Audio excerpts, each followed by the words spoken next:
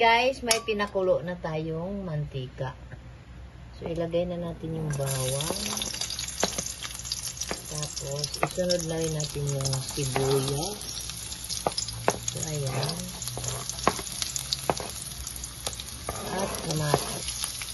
So, halo lang natin ng konti isa guys. Ayan. Hanggang magba-brown. Ayan, takpan muna natin. Ayan guys, ilagay natin konting sal at yung baboy. So, halo-haloin lang natin ng konti. Halo-haloin lang natin ng konti. So, takpan muna natin ulit. Ayan guys, buksan na natin. So, haluin ng konti. Medyo luto na yung baboy guys, kaya ilalagay na natin yung gulay. So, ayan guys, ilalagay na natin yung gulay. So, ayan guys, ang gulay natin.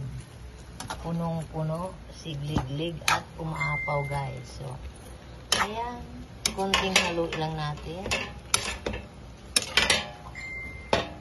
So, ayan guys.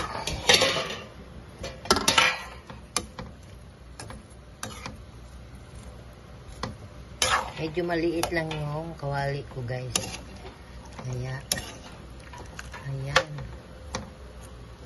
So ayan, tatakpan na natin muna guys. So ayan guys, luto na. Titimplahan na lang natin.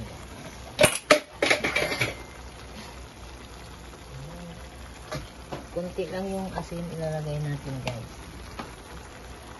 Kunting bitsin.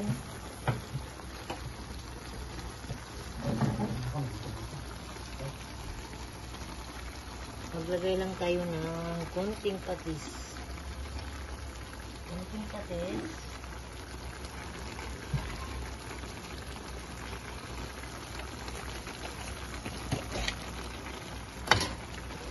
Tapos, nilagyan natin ng konting asukal guys. Ayan.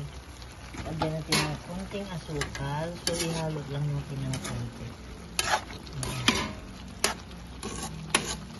Tapos, lagyan natin ng konting suka. So, ayan. Konting suka lang guys para iwas panis.